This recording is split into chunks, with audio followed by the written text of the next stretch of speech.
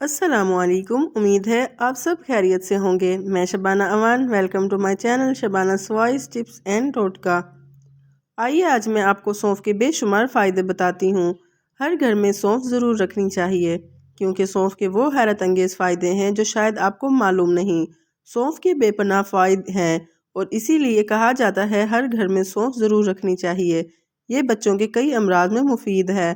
दूध में सौंफ पकाकर बच्चों को पिलाने से पेट में ना दर्द होता है ना गैस बनती है। आजकल छोटे बच्चों की नज़र भी कमज़ोर हो रही है, इसलिए थोड़े से सौंफ बच्चों की जेब में डाल दें, वो चलते फिरते खा लेंगे। इससे नज़र की कमज़ोरी भी दूर हो जाएगी और मैदे को भी ताकत मिलेगी। सुबह चाय का चम्मच भर सौंफ खाने से बिनाई तेज़ होती है।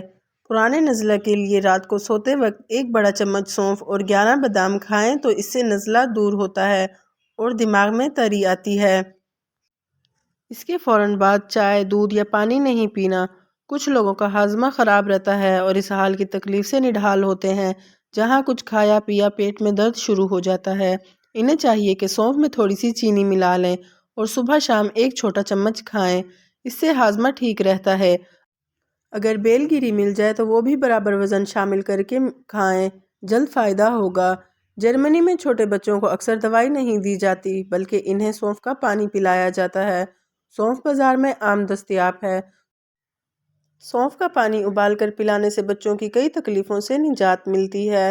अगर आप बढ़े हुए वज़न से परेशान हैं तो दिन में 2 टाइम सुबह नाश्ते के बाद और रात खाने के बाद सौंफ का कावा बनाकर पीते हैं तो इससे आपका मोटापे की परेशानी दूर हो जाती है।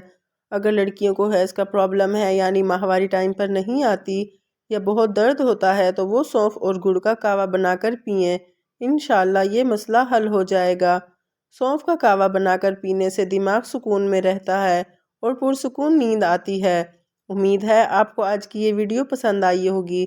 मज़ीद ऐसे टिप्स और टोटकों के लिए मेरी वीडियो को लाइक और चैनल को सब्सक्राइब करें।